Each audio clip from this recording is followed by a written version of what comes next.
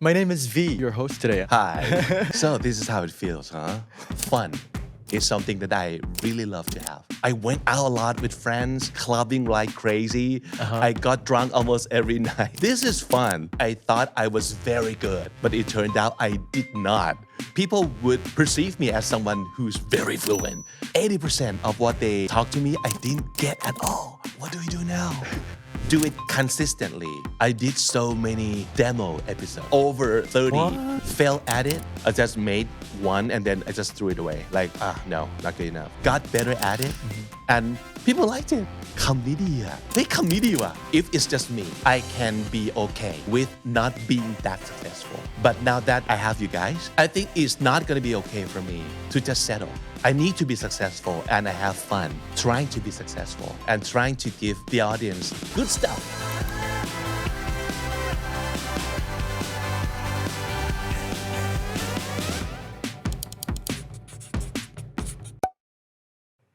What's good, y'all? My name is V, English content creator for K&D. And you guys might be confused about what I'm doing here today. And don't worry, I'm not your guest. I'm not that interesting. But I'll actually be your host today, and I'm super excited. Because today's topic is the big dilemma nowadays surrounding the topic that should you do something that you love or should you do something that's good for you?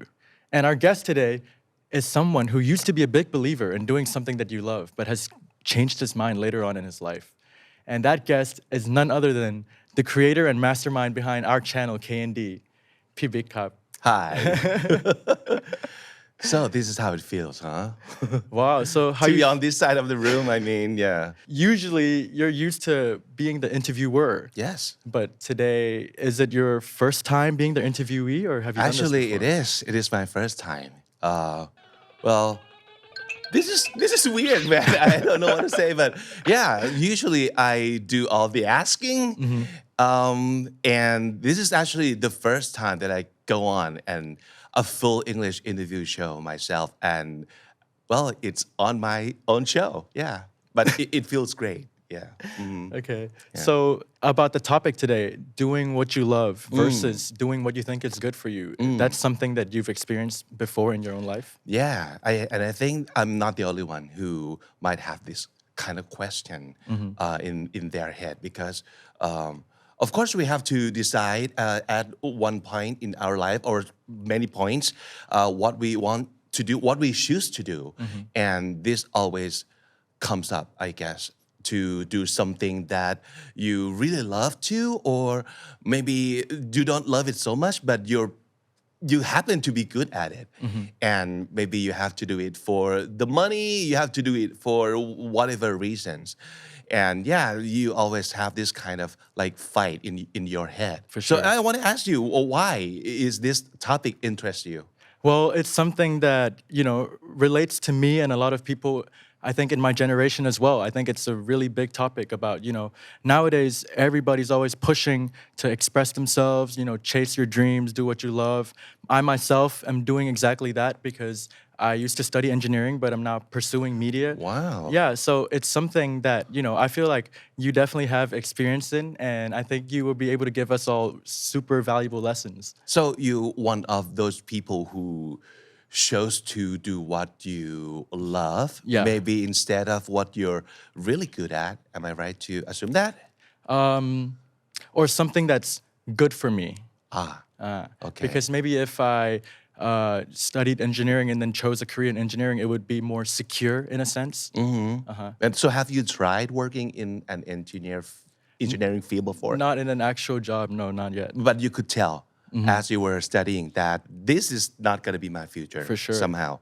Oh, okay. So before we get into everything, I think it's the experience is going to unravel throughout your life, right? So let's start from the beginning. Since our channel is community, right? And you're our host, and I'm sure everybody wants to know, like, how did your love for English even start? Like, how did it all begin? I'm not even sure. It's like asking someone who's really into like football or soccer that why do you like football so much? I think it's something like that because you like sport, right? Right. Yeah. So why do you like sport so much? It's hard to answer, right? Yeah. It's kind of in you somehow, but I think it's like part nature and park nurture. Like you might have heard before, like nature and nurture. It all has to do with how you grow up, I guess. So from the start, I had a great mom, I would say that. So it's all her influence that I get to read a lot and I get to watch like movies in English soundtrack. And this is very special from like 30, 40 years ago that we don't have Netflix, of course. We do not have any kind of streaming service. We do not have a lot of like English dubbing or English soundtrack, TV series even, because it's all Thai dubbing, right? Right. So my mom would play these movies from our like video tape Cassette? playing thing. Yeah, I don't even know, like the VCR. Oh, wow, VCR. The VCR. That's so old. Yeah, from the VCR, and I would watch these two movies all the time because we don't have a lot of options back then. We don't have a lot of movies to watch. So two movies: The Sound of Music, Classic. and Jason and the Argonaut. Wow, I've never actually heard of that one. Yeah, it's kind of like the Clash of the Titan in those times. Wow, really? Yeah, so it's like Greek mythology stuff. So it's like the people versus God. Was it a musical or just a movie? It's just a movie, but The Sound of Music It's is a a musical. musical.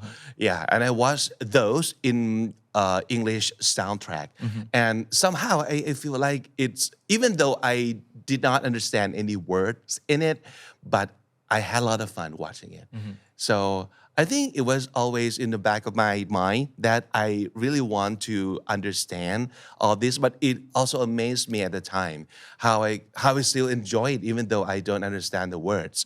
So yeah, I was kind of like watch those movies all the time, and that's how I think I was used to like listening in like, the English movies and stuff like that. So yeah, it was partly thanks to my mom that she gave me these movies to watch. Wow. Yeah. So you credit your mom for your love for your English? For sure, yeah. And then when you were in school, like in English class, did you always like do well in those classes as well? Yeah, so this is the nature part. I naturally did well in those classes as opposed to math, which I did not have great love for. So I hate math, basically. Yeah, and I didn't do well in those math classes. But for English classes, I didn't even have to try to do well. Wow. And I just did well. So, and I think it's a human nature to be interested in something that they can do well. So, Of course. Yeah. So you might have the same experience with what were you good at when you were at school? Oh, I would say like English too. Oh, okay. Yeah, English or like music, something like that. Yeah, but it's like you just know, right? It just clicks. Right. You would kind of be like gravitate toward Exactly. something that you are good at. Right. Yeah. So from that point of your journey of loving English and being in school until now, let's talk about a bit more about your university life, because a lot of people might not know that Pibik is actually my runpi Oh yes. at the Faculty of รุ่น Commerce ลุงมากกว่า at the Faculty of Commerce at Juฬานิเทศ ครับ right? So talking about your love for English and how you hate math, that at all translate to choosing Nitet? Yeah. And what was your decision choosing Nitet back then? Just first of all, I kind of knew at the time that I didn't have to do a lot of math if I chose to go for like Nitet stuff or Nitet or Warasan or something along those lines. Right. But another huge reasons for me choosing to do Nitet side was that I used to be a big radio listener. Yeah, I got chicken pox when I was in 10th grade. So I was stuck and like at home.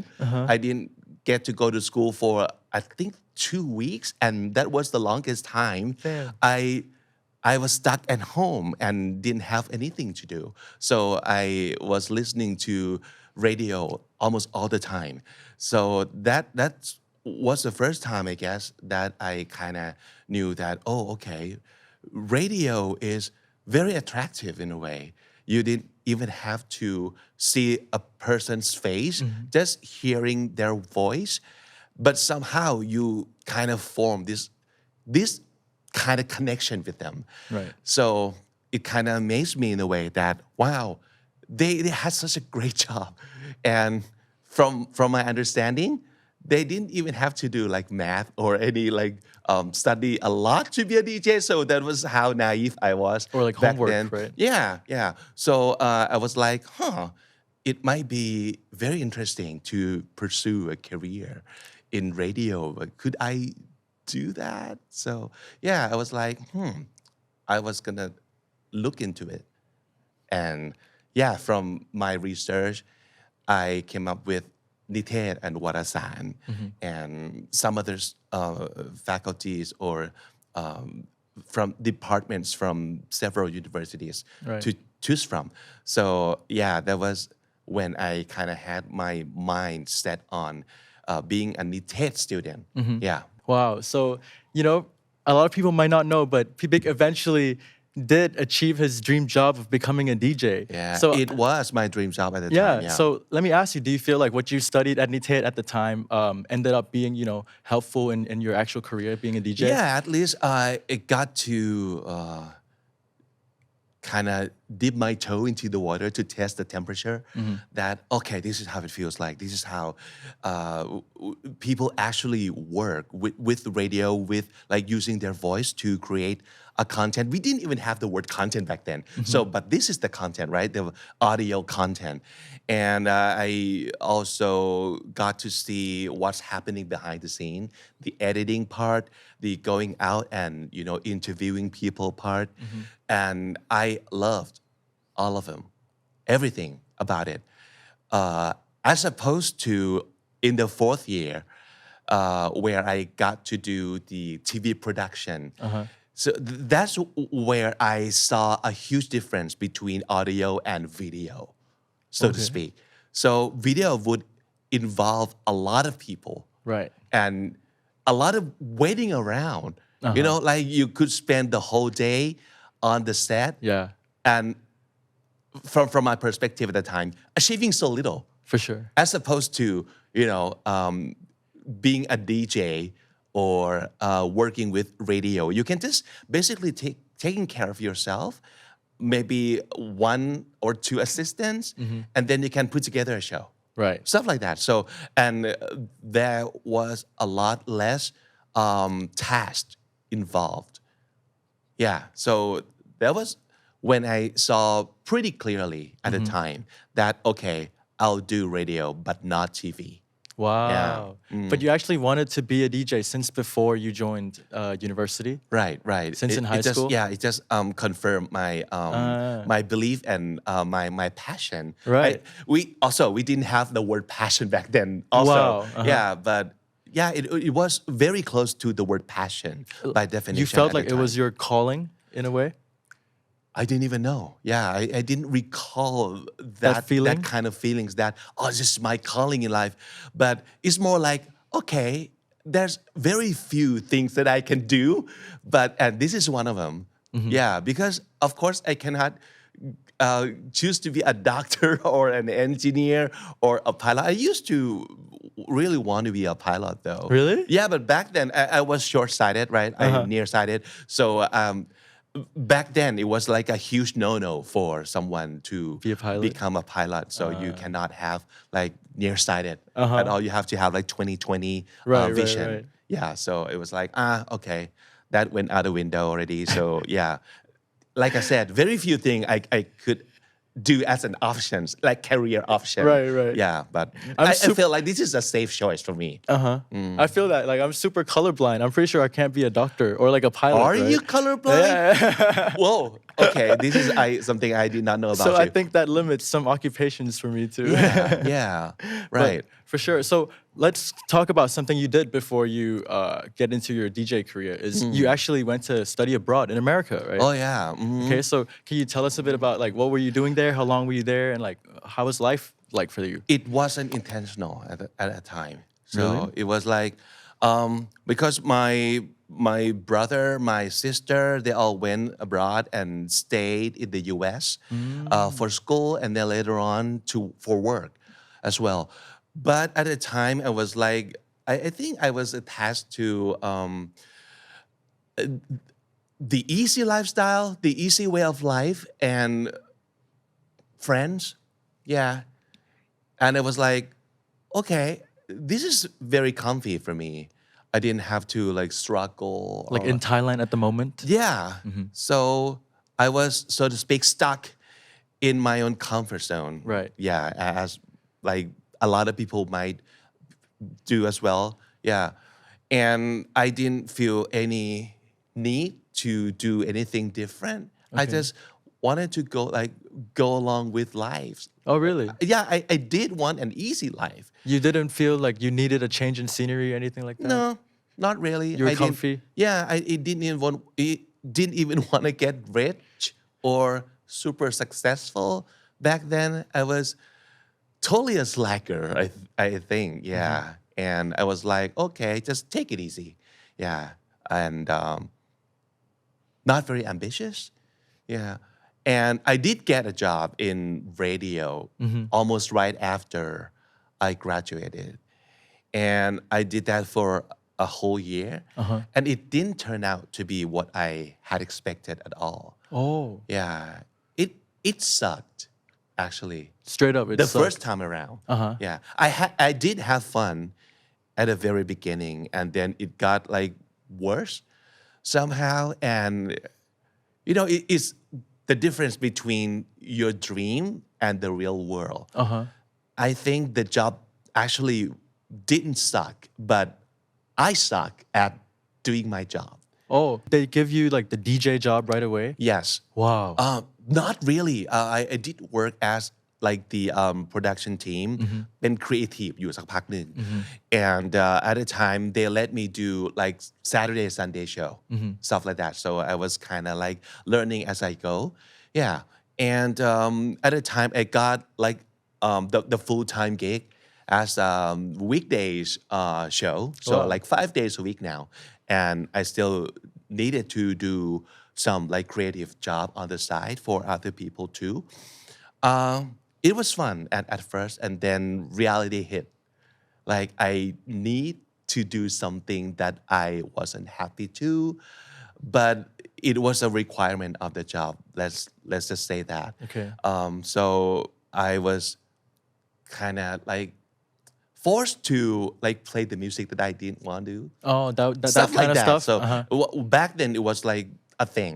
Like you were paid to like play certain music on Right. the show and stuff like that. But yeah, at the time it was like this is not cool, man, and I am not going to tolerate this. And I was struggling for like months, and then I decided to quit. So I was brokenhearted. Yeah, and I needed to get away. I needed to like escape from this. Yeah, so I decided that I want to go as far as I can. So that means getting out of this like country. Yeah, and like my siblings already in the US, so I just went and joined them. Yeah, Wow. so it wasn't my intention at all to like go study abroad, stuff like that. But yeah. at that point, have you been to the US before? Yeah. I went every summer. Oh. Yeah, to help around in my aunt's, my uncle's restaurant. Right. They had Thai restaurant, and I was waiting table. I was like stuff like that. Yeah, working in the kitchen. Helping. So you already kind of liked like living there and stuff, right? I love the weather. I love. I got to speak English to people. Right. Yeah, because back then we didn't have any opportunity to use your English besides doing the exam, like doing the test. Yeah, that's the only time that you can put your English ability to good use to get good grades. Yeah. Other than that, who am I going to speak to in English, right? So For sure. yeah, going in the U.S. every summer gave me the opportunity to actually let's see how good you are now that you enjoy studying English and you were kind of good at it. So yeah, I got to put it into the real use. The real world. Yeah. So this time, like studying and living there, how was it different to the summers that you spent there like earlier? It was a long time. It was for a long run now. I didn't even know if and when I'm gonna come back to Thailand at the time. Because like I said, I was so brokenhearted. And it was like, oh, maybe I want to move country now. Yeah. So I was like, okay, first things first, I have to get my TOEFL score because I didn't even have a TOEFL score at the time. When you were in the US already? That was a requirement for you to go to school, right? If you want to like get educated in the US and if you were from outside of the country, you need this score in order to like go to school. So yeah, I did that. I was studying and prepared for that. And then I got into the Art Institute of Seattle. Wow. Also wasn't my first choice because at the time I didn't have any idea like what can I do? So maybe I'll do MBA like everybody else because that was like a huge hit back then. Of course. So if you had no idea, no specification, I mean like nothing specific for you in mind to do, which that's how I was at the time. I didn't have any like preference. So I was like, okay, maybe I'll do MBA. And I gave up almost right away the first day that I tried to study it because okay, this is not me. Too hard. Why? Oh, like it was too like business, like No, it was not me at all. So I need to again go back to math that I was not good at. So no, I don't think I can do this for a long run. And that's was when I kind of started to look around once again to see if there's other options out there. And I went to visit my friend in San Francisco. And they were doing this degree in at the Art Institute but in San Francisco. And I got to see like their work and like their class work and school work, right? And I was like, I can do this. Maybe I can do this. What kind of work was it? It's like the art work. And I was not that artistic to start with. But the thing is, it looked like a lot of fun. Yeah. All the, the drawing, the computer animation, computer graphic stuff. And I thought at the time that I might be able to do this. So when I came back to Seattle, I started to ask around. And I found out that, okay, actually there's an Art Institute of Seattle. So that's where I went. And then you studied that major. And how For long 2 was the years. program? 2 years? Yeah, 2 years. Okay. Yeah. So do you have any funny experience or any memorable experience like when you were actually living there about like being in America? Well, I remember that I did everything to the extreme. I mean, I had never been a hardworking student, but I worked so hard at school because it was the first time that I think this is what I really chose to do and this is what excites me the most. And even though it's so out of my comfort zone and I wasn't even sure that I could do it, but I really think I want to enjoy doing this and I enjoy myself doing this. So it was the first time in my life that I put everything into schoolwork. And also it was the first time in my life that I went out a lot with friends. I was clubbing like crazy. I got drunk almost every night. And I still got up in the morning super early to go to school. Wow. So I might stay late at night. When I finished with my drinking at the time, I went to the bowling alley. I bowled for another 2 hours till 3 in the morning. And then I come back and had one blink of sleep. And then I got up again at 5:30 to go to school. Wow. So I was living like that for years. Uh-huh. Yeah, and I was like, this is fun. Yeah, this is a lot of fun. So yeah, that was a perk of being a teenager. You have a lot of energy to sure. spare. Yeah. And you just got to use English all the time too, right? Yes. That must have felt like really good. And the thing is, when I was still in Thailand, I always have to think about if I speak like correctly. But when you are actually in the real world and use English as a tool of communication, you didn't even think about what kind of mistakes you were making at the time. You just try to talk to people. Exactly. Right? And that was my favorite part of living in a real English speaking environment. For sure. Yeah. And this is like what I tell like our speaking buddies all the time too, right? That you know, they might be conscious about people judging their correctness, their grammar, but actually like foreigners, they don't do that at all actually. Do you still remember like your early days living in what is it? Was it New Zealand? New Zealand first? was the first place, yeah. So how was your English at the time, and did you struggle also? I think we were in the same boat in the sense that we both loved English since we were young. So I think like the level of English was not the problem, but the biggest problem was at the time like the accent, right? Because the New Zealand accent is so completely different. And, That's true. And at first it was so hard to understand the slang, the normal conversations. But after a while, I think like it adjusted pretty well. And for you, was it automatic, like just being able to communicate with everyone? No, not really. I used to think that I was good enough. Actually, no, I thought I was very good, and I would have no problem communicating in English with people because I used to like I said, I came here every summer and I worked at a restaurant, but it was a short conversation every time when we had with the customers, right? And it was also like all the same stuff. Right. And repeating itself all the time, surface level. Asking for like what kind of drink would you like, and recommending like dishes to our clients. So is not that diverse when it comes to like making conversation. But in the real world, you can go like to any places in the conversation. You have to like be able to just talk to people. Right. And I thought I had that ability, but it turned out I did not. So it took me a really long time to get a grasp. Like I think it took me a year to understand at least 90% of what I watch on TV.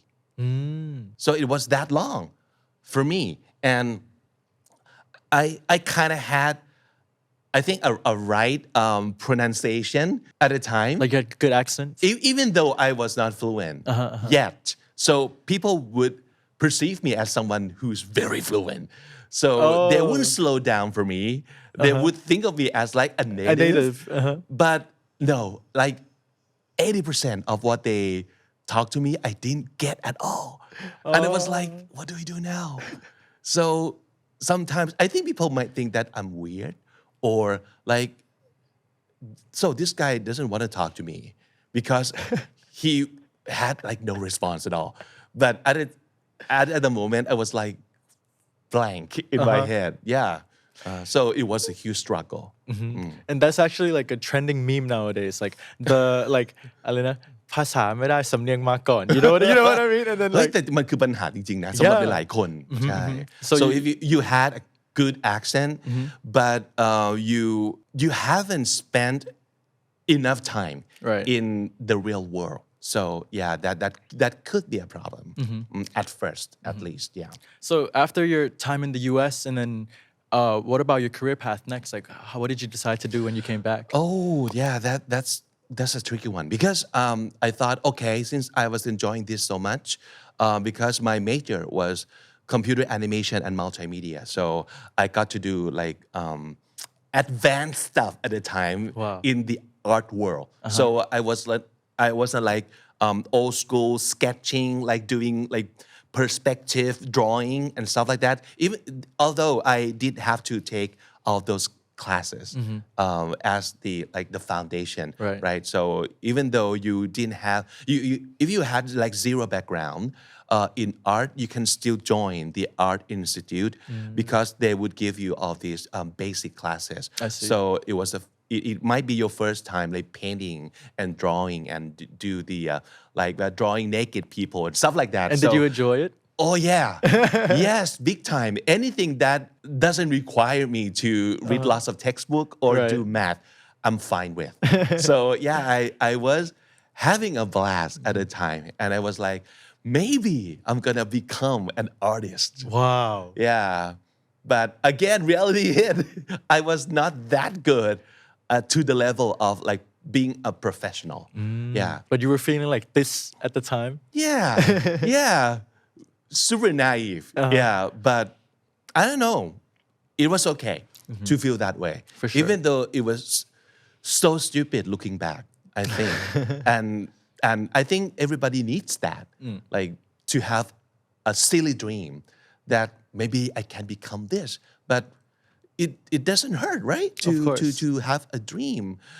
But when you really have to choose your career, again, I didn't choose it, but it chose me because I came back and some of my friends are already in the business.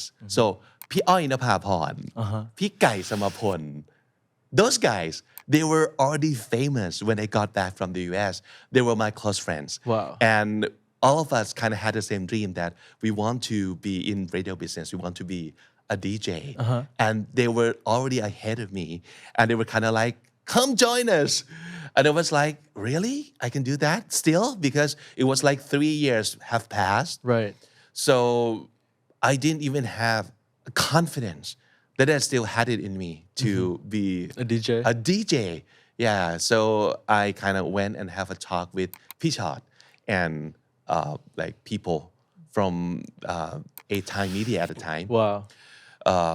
And they kind of gave me a chance to to learn, to prove myself, to improve, to get better. Yeah, and eventually I did get a job in radio.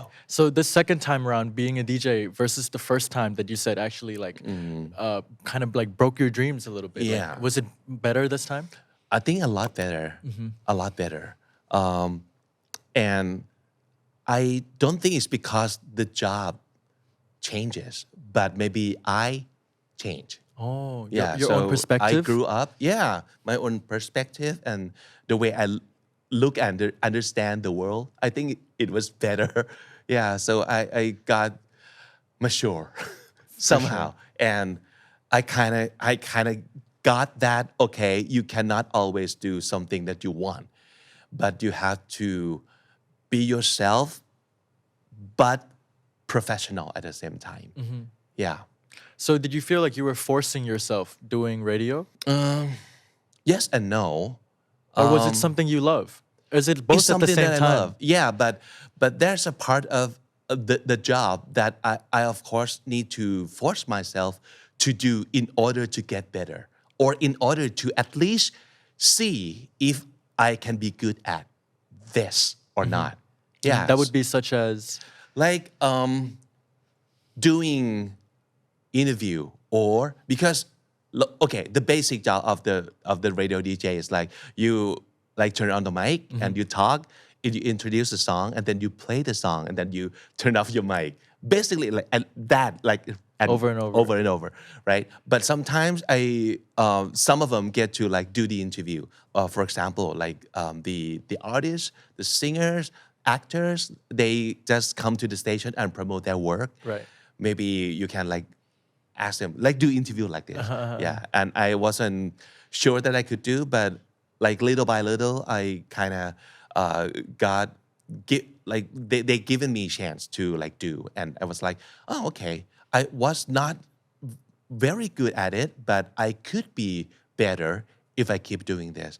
And did I have fun? Yes, I did.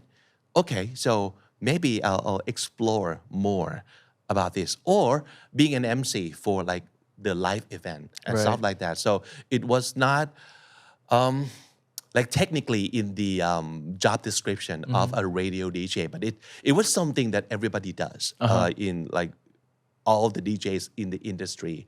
They kind of do more and more, and some even like go like as far as like acting in a TV series and stuff like that. So the definition of radio DJ at the time has already been changing. Yeah, to like kind of expanding. And at first you weren't prepared for like the celebrity that would come with it? No, I was a huge introvert. So it is my safe place. Hiding behind a mic, it's not like hiding, but yeah, to me it was hiding. Right. But yeah, that was my place, like my safe place to work. Like just, I just wanted to be heard, not seen. I felt more comfortable that way. So it was like part of a job kind of forces me to do things that I don't like at the time. But, you know, it was good for me, for my own growth. Yeah, so I got more and more open-minded about doing things that I didn't love at first, because who knows, maybe I get to love it more. For sure. Yeah. So far into P-Big's story, I think we're seeing kind of a theme here. So I want to ask you, do you have to put yourself outside of your comfort zone in order to grow? Like, do you think it's something that's necessary? Because that's something that you've done in your life and you said, you know, benefited you. So Yeah. do you think it's necessary though to all the people out there? From my experience, I would like to say yes. Yeah. If you get too comfortable with your life, you could stay happy as long as you can be. But if your goal was to grow and to do more. So in my case, I wanted to do more, not just because I wanted to make more money exclusively, or not just because I wanted to be famous. So fame was not on my list ever, still not. But fun is something that I really love to have. So every time I try something new, in my head, I was thinking to myself, maybe it's fun. Maybe it doesn't look like fun now, but you never know. Maybe you have to really get to do it. Right. You have to like actually do it. And what I mean by that is that you have to do it consistently, fail at it, got better at it, and then you'll know if it's fun.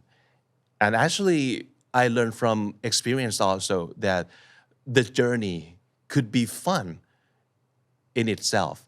So maybe the finish line, I don't know if it's fun there, but you know, during, you know, like the improving, the journey. That's already fun. If it looks fun for me, maybe I'll give it a try. Yeah, and with or without your intention, I think you can get better that way. Yeah. Which sometimes requires stepping out of your comfort zone. Yeah. So getting better, maybe you get better this way, or maybe you get better this way.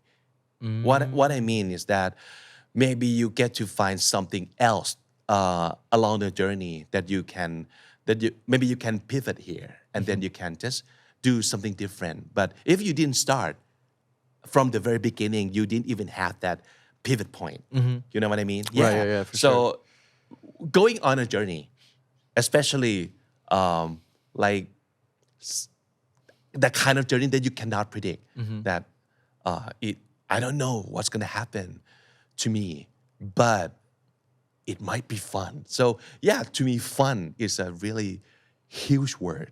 Yeah. In like self-improvement and just Yeah. learning new skills and everything. Yeah. Okay. So what is it like for you? Like when you decide to do something hard or something different from what you used to do, what drives you?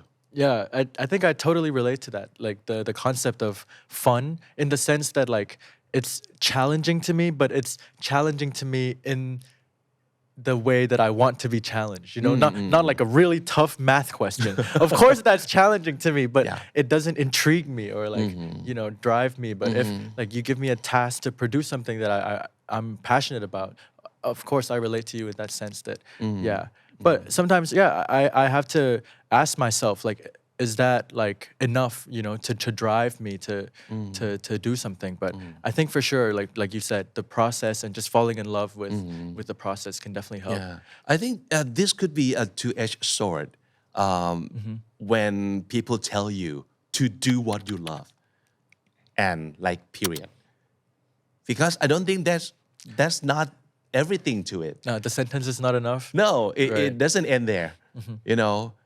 Doing what you love is great, but it'll take a lot more to just do what you love. Yeah, you have to go through all the failure, Right. all the hardship in order to achieve or at least know what this is all about. Yeah, but if you only choose to do what you love, maybe you don't get to challenge yourself at all. And you don't get to do anything different because it's like, okay, I know I like ข้าวกะเพราไข่ดาว and you will only eat this because you know for sure that this will give you pleasure, Right. And then you might be like, this is enough. So pleasure, happiness, something I love, and that's it. But is it enough though? I mean, in the long run, can you keep eating the same dish for the rest of your life? Right. Yeah. But most of the time, no, you cannot.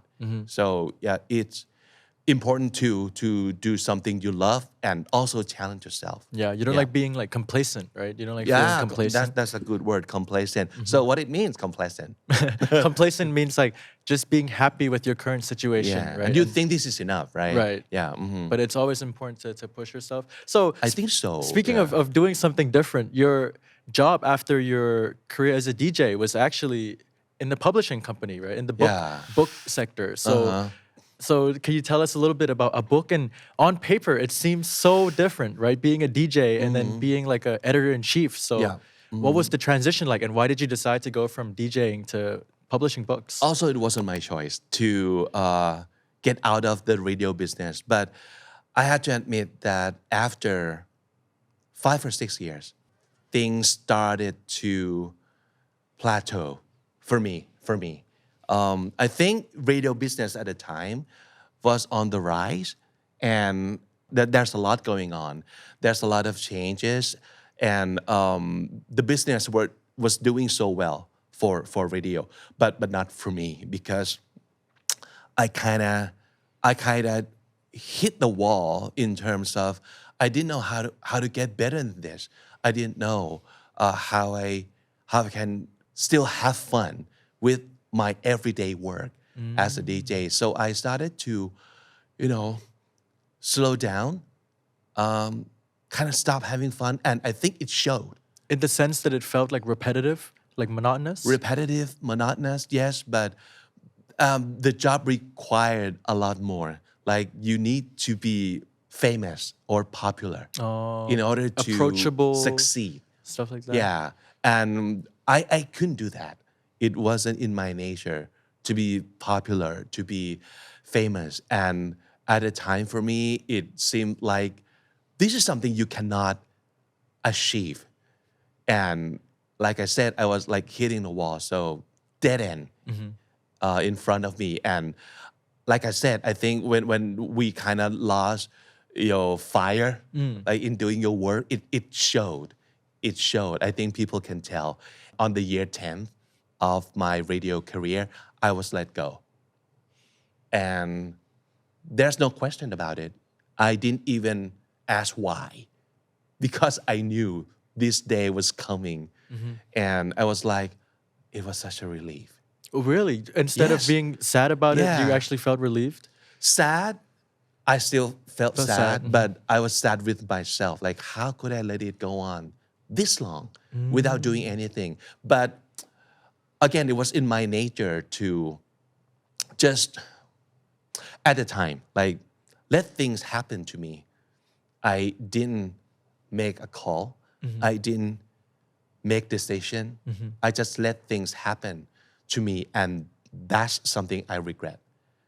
I should like take matters in my own hand. I should call a shot. I decided to go. I decided to leave. This is not good for me anymore. So I'm gonna pursue something else, somewhere else. that's what I should have done but I didn't do that and I kind of disappointed myself a little when that happened but it was a huge relief So yeah, how did your career from DJ lead you into the book and publishing industry?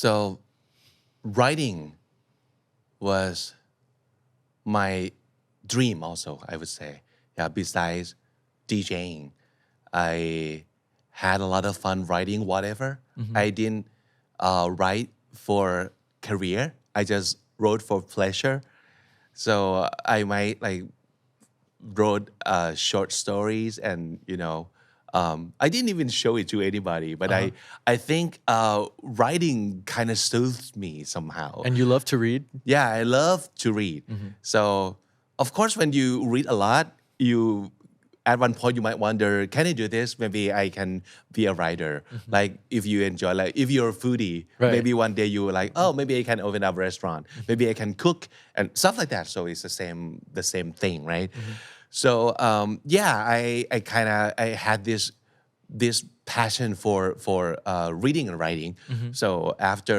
I left the radio business I once again looked around and there's one guy I really like and admired at the time พี่หน่งวงธนง because I read his work I was a huge fan of his magazine so I was like I want to work in magazine now because I did enjoy like reading magazines there are a lot of magazines back then Right. I am not even sure that you could like remember those days because we don't have a whole lot Right. on the shelf at the bookstore at the moment For sure. right but magazines are huge But back then it was like a day, right? A day was huge. yeah so I was like maybe I want to like be in this business and it's also something that I love and I got in because I got to know พี่หน่งวงธนง right and then one day his editor at a book publishing left the job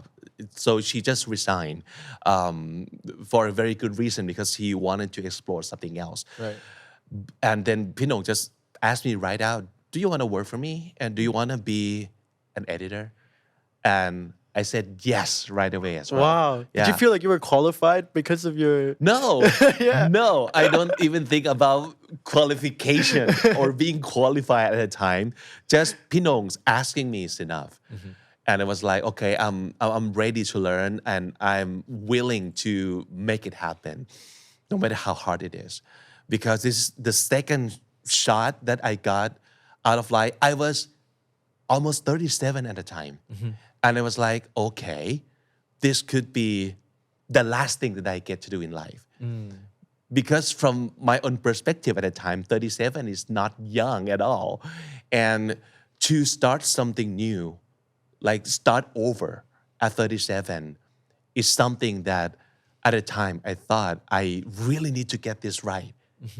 Otherwise, I wouldn't have any more chance at all in the future. So yeah, I was putting everything I had in this job and I was having even a more huge or bigger blast than the last time that I did. Wow, in terms of like enjoyment? Yeah. I could like work all day, all night. I used to stay over at the office at the publishing house like for like 10 days because And just sleep there? I wouldn't waste time like commute. I was like, okay, I'm gonna stay here, and I just call my mom, I'm gonna stay here and like see all these things through. Yeah, and I had a great time like working as an editor and as a writer too. So I got to write my own book, write and publish my own book at the time as well. And were they related to like English? Yeah, and for sure. Yeah, almost all of them. Almost all of them, except for the very first one. But everything else, like 12 books altogether, if I'm not mistaken, was English related, like English language related. And how did it feel like publishing all those books and receiving some success? Like I didn't know at the time. I wasn't even sure that I would get success. I just did what I felt was right I was like, okay, if I was a reader and my what I wanted is to like get better and feel better at using English or learning English. This is what I want. So I was thinking from a reader's side, and I just wrote what I think this is what people needed to have, and this is what I enjoying. Like this is kind of story I was enjoying telling. Yeah, I just did. I started from one book called สับหมู So สับหมู is not like this, pig. right? But actually it's สับ as in vocabulary or words and หมู as in easy.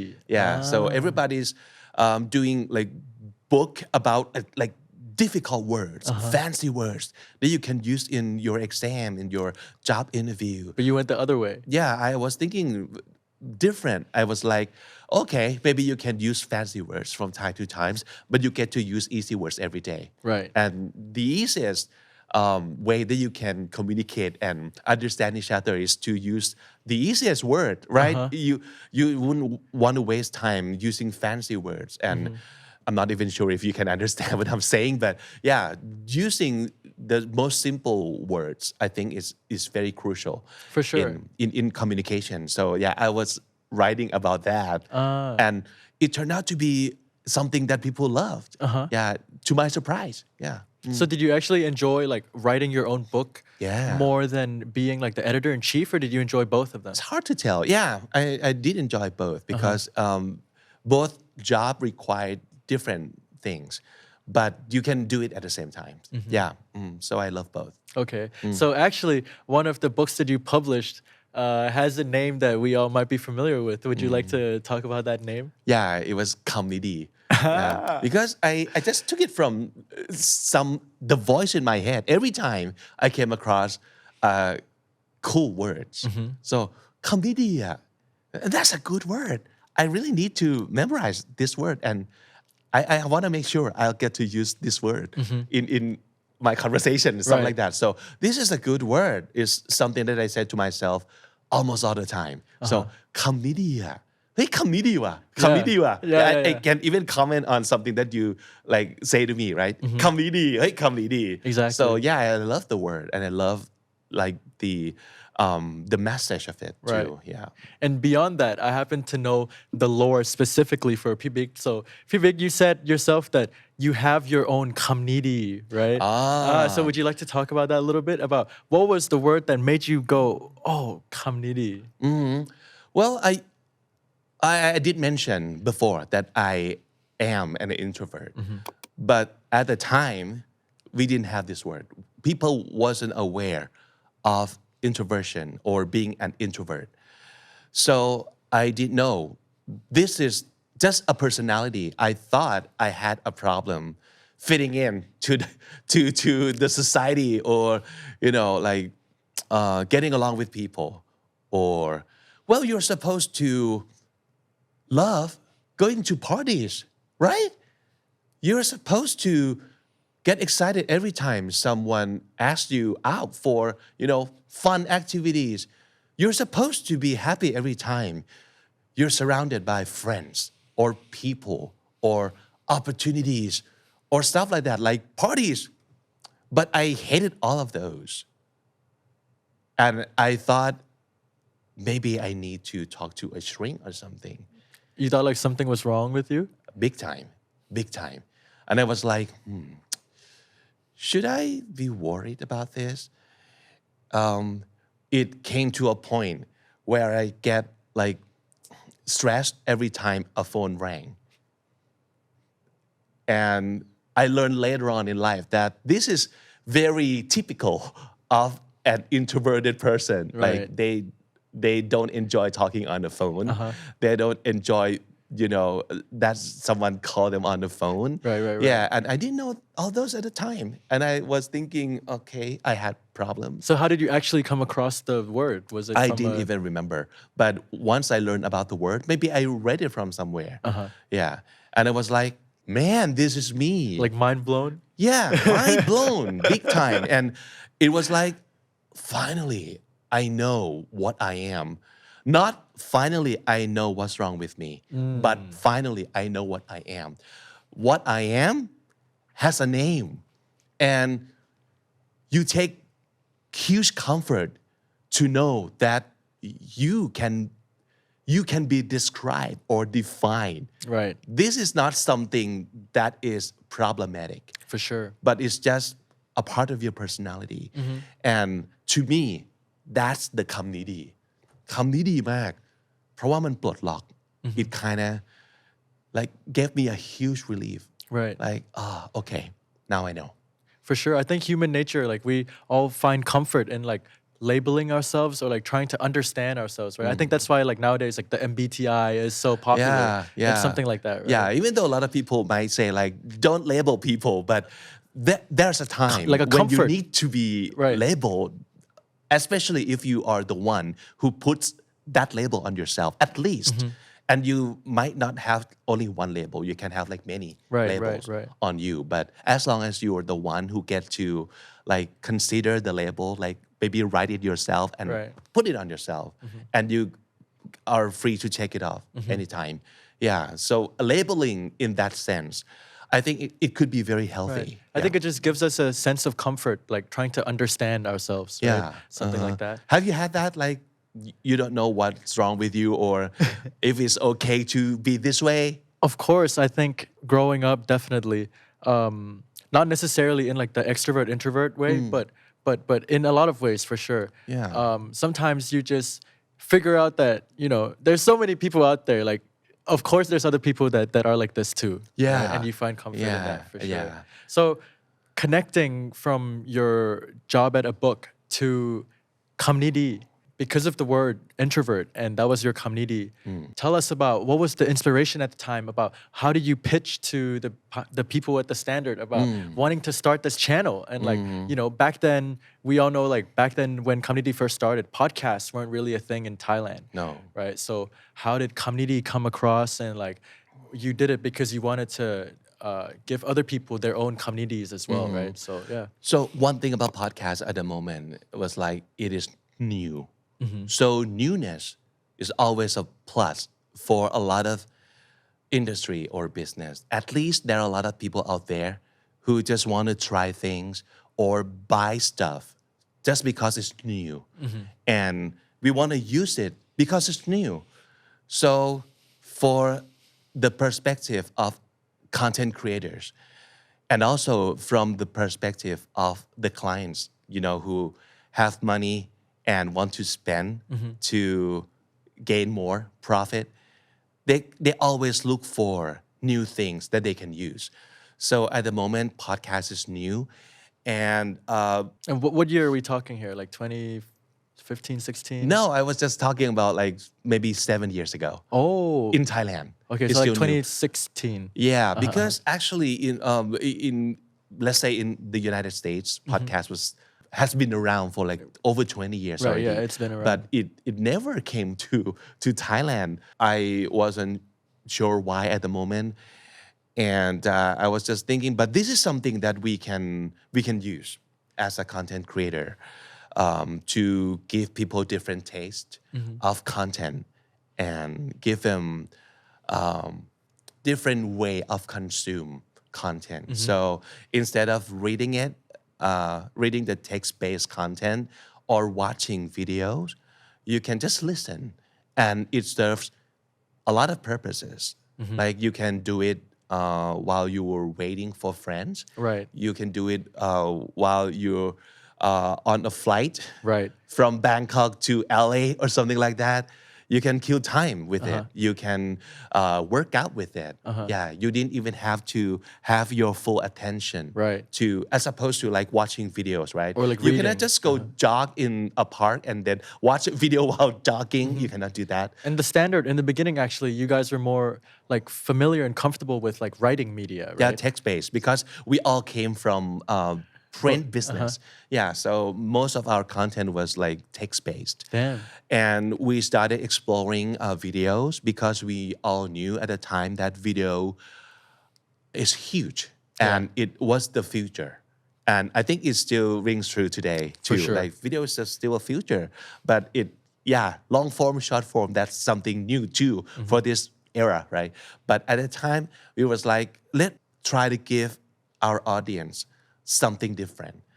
And as a big podcast listener and podcast fans myself, I was listening to podcasts for quite a while, for almost for a year before I proposed this idea to Pinong at the time Right. and Ken Nakarin, our MD at the time, now CEO. And luckily, they already know what podcast was. Right. So I didn't have to sell the idea that like intensely, like, oh, please, let's it's try hard to this. explain, But right? they already, okay, we got it. Yeah. Just figure out the way to make it good.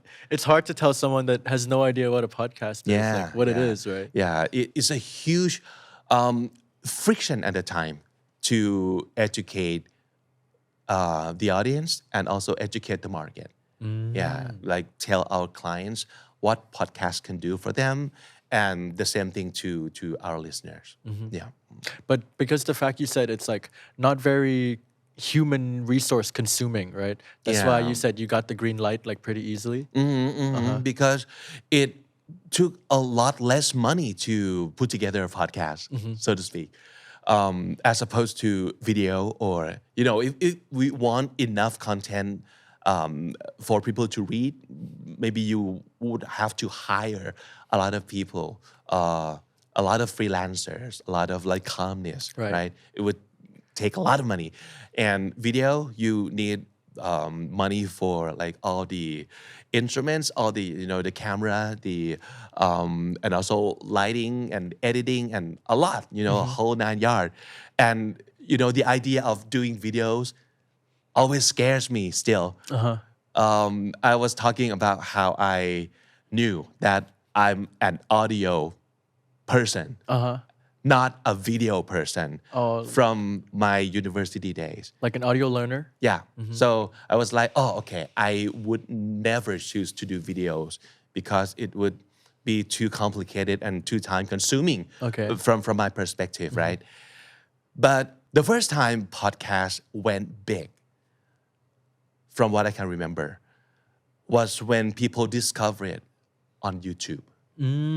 We didn't even know that people would listen to audio content on YouTube, which is super visual, right? It's like video platform. So it kind of surprised us a lot that, okay, people listen to something on YouTube and they don't care what they get to watch. Like that hasn't need, you don't have to have things going on screen for them to consume the content. They can just like leave it on in the background, leave it on while they're doing something else, and they can just consume the podcast content. Yeah. So tell me, like, what actually inspired you to start Kamnidi specifically? Like, what gave you the idea to do like English, Thai, edutainment, and like, what was episode 1? Like compared to like let's say like one episode now, episode 1000 whatever. So before I got to episode 0, which is like the introductory episode, I did so many demo episodes. Oh, like pilots? Over 30, and no one got to listen to all those episodes. I just made one and then I just threw it away. Like, no, not good enough. And then I made another, like, no, not good enough. Oh, you like, practice this yourself? Yeah, over 30 episodes. Wow. Before I got to something that might look like it at the moment. I was like, okay, I'm kind of happy with this now. So I did a real demo, like a real pilot. I did 2 actually. The introductory episode 0, and then episode 1. And I launched it on like Mother Day, 2017 or 18. I'm not sure. Okay, but the content was like different kinds of แม่ like แม่น้ำ แม่กุญแจ แม่ทับ stuff like that, like easy stuff like that, and people liked it. Yeah, it was like, wow, okay, people are open to this kind of content. So it was kind of like my first feeling that I got from knowing that people bought my book สับหมู and enjoy it like okay this is something totally new but there are some people out there who bought it You're kind of doing the same thing but like in a different form of yeah media in audio right? form basically yeah And working in podcasts in the beginning did you feel like your skills from working as a DJ translated at all or of course yeah for sure at least I know how to edit I know how to use my voice to talk in front of a mic it's not exactly the same but yeah some of it kind of like yeah I can use some of it yeah So from 2017 until now, like our content has evolved a lot. Like Yeah. from looking back when you just started community like 5-6 years ago, could you have imagined that it would become something like this nowadays, or is this kind of like what you expected? No, I didn't know what to expect. I did expect to keep doing this. So that's my only goal at the time. That I wish I could, have fun doing this every single day. And I did for the first like 2-3 years. I kept doing it. It is daily content. So from Monday to Friday and at some point Saturday and Sunday too. Right. So it's like all audio and daily. And I felt at the time my biggest success is that I can keep doing it. Yeah. And people keep like listening to it. And they kind of liked it, I guess. Yeah. And now it's funny because we actually are going more towards the video format. Yeah. Right? When you said that you're actually more comfortable with just voice. So like now that we have like featuring where you're the host or like สามระดับ or these kind of contents that has to be on video form And like those videos on TikTok. and those right? videos on TikTok Yeah. all of your word of the days from before and like all your games like do you feel more comfortable being in front of the camera now in your position or is it still something that you're not that used to A lot more comfortable. But I still wouldn't choose to it wouldn't be my first choice.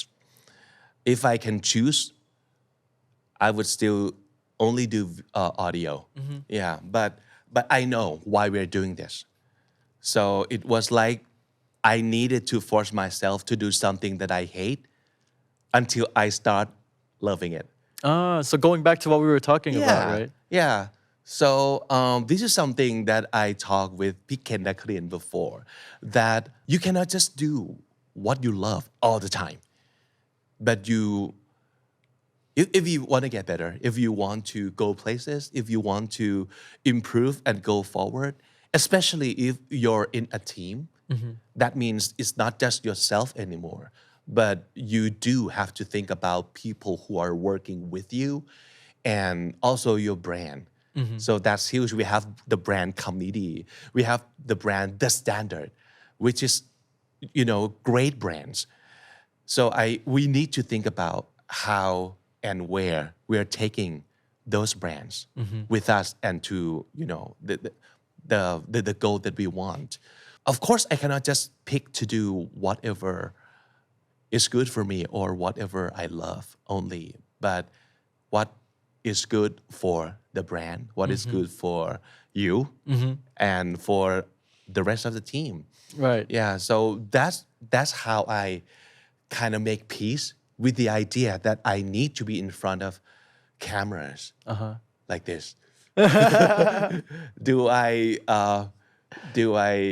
feel better being in front of a camera? Yes, of course, but it took me a while to get to this point, and I know there's a longer way for me to go into the future because we don't know what's going to be ahead of us. right Things might change again. for sure We don't know, but I mean, we have to be ready for changes, I think.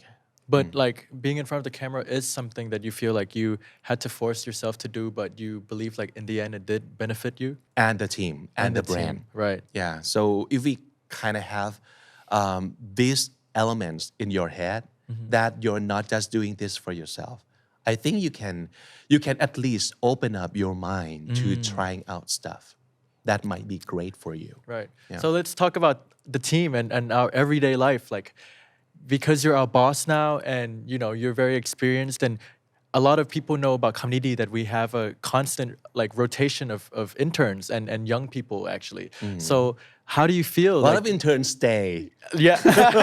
Oh, I wonder who stayed. But yeah. So It's a good thing you guys stay actually. Yeah. Having to work with so many young people. Yeah. Right. How is that? How does that feel being the boss of us or like working with people who are from maybe like a different generation? Well, I've never been good at being a boss, or even the word leader kind of scared me sometimes. Like, I need to lead these people to where and how? And I'm not even sure that I can, be super successful. But you know what? Actually, if it's just me, I can be okay with not being that successful. But now that I have you guys and I have the brands that I love, Candy, the standard, I think it's not going to be okay for me to just settle. I need to be successful and I have fun trying to be successful, trying to do better, and trying to give the audience, good stuff. Yeah, so that's just my thinking at the moment. That the word is compartmentalized. Of course. You need to kind of like put yourself here and then your professional self here. Right. Sometimes they correlate, of course. But you kind of need to know that, okay, this is you. This is just for you.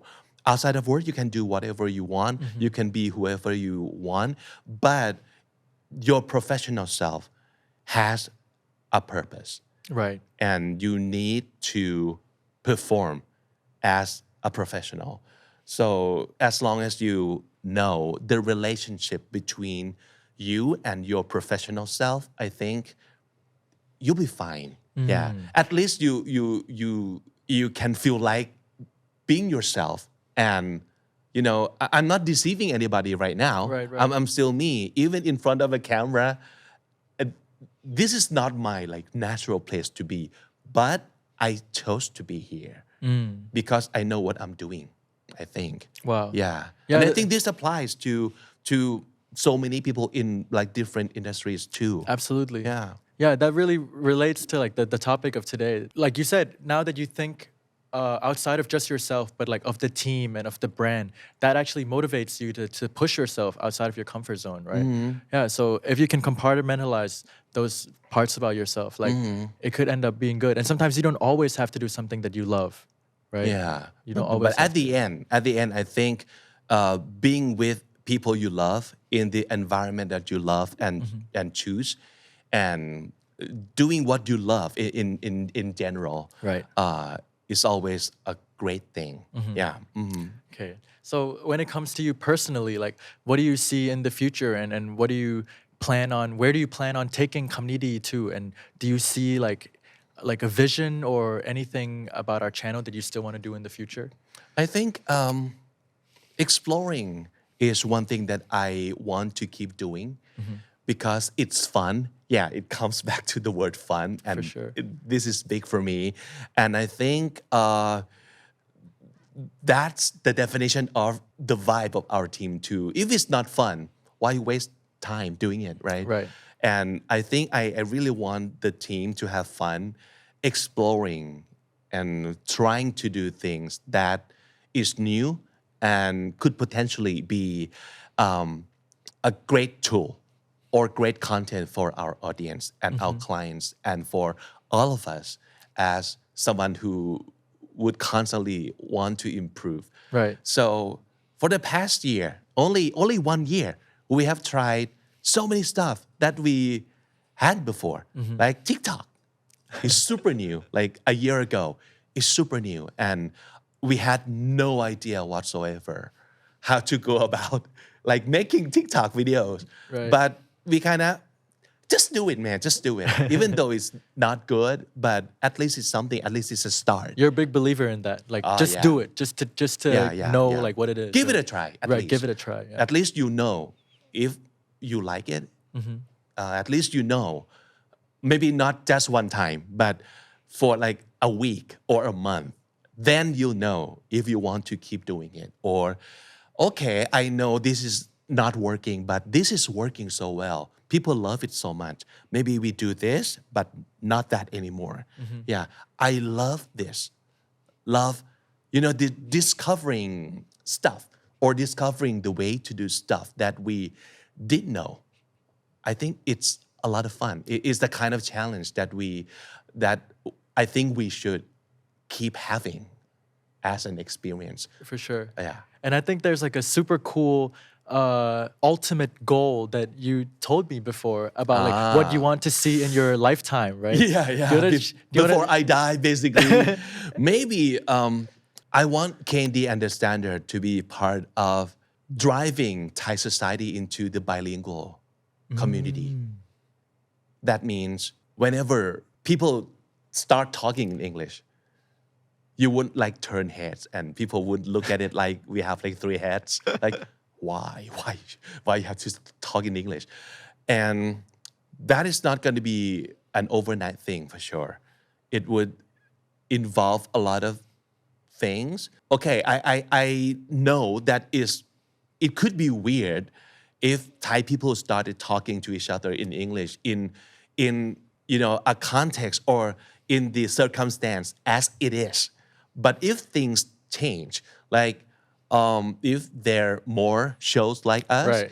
if there are more places where people can go and actually use English, if the country opens up and a lot of people from different places come and work, live, invest in Thailand. So that way we can be like a melting pot and we can have our diversity in like cultures, in languages. Right. I think we are heading in that direction. For sure. And it could actually happen, right? Yeah. And then we can naturally become a bilingual community and because we know why we need to be. And when you say this bilingual community, we're thinking of like Singapore, like those kind of countries, right? Like something like Singapore, Taiwan, or Hong Kong. Do you think that Thailand could get there one day? Definitely. Wow. Yeah, but we cannot just do this by ourselves. Right. Yeah, a lot of people need to like chip in and for sure. make things happen in their own way, whatever they can help or they can do. I think it's not like help your nation become this, but you just do your thing. Right. But find a way to do it internationally or like in a very diverse way. Right. Because we are always talking about going global. And can actually just talk on the podcast, on this show, that going global is not like going inter or going abroad, but it's like opening up our mind, lowering barriers and walls in terms of languages, cultures. Right. Just to make this a space for people from different places to join together and work together. So then we'll know why we need to be multicultural and multi-language. Yeah. And I think our channel is definitely like doing our best to contribute to that. Yeah. And it's not like, we need to do this for our nation, our beloved country. Of course we love our country, but we are doing this for ourselves. Yeah, we love it. Yeah, and we're doing this. We love doing this, guys. Yeah, for you, for our community, for those with the like-minded, So I think it will be more natural that way if we like, okay, from now on, you have to use both language. Nobody's going to do that because why? I don't see why. Like, why both languages? Yeah.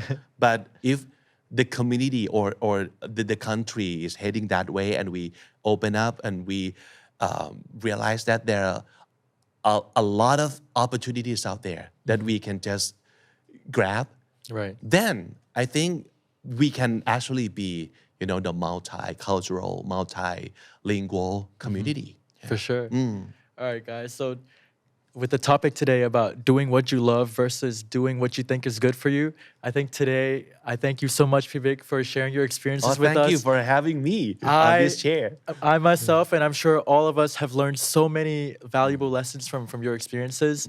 And yeah, you had so many great things to say. And yeah, thank you so much. And Thank you. You're doing a great job. I'm trying my best, guys. I'm sorry if I did anything wrong, but thank you so much, Vivek. And yeah, great time talking to you as always. Thank you. Likewise.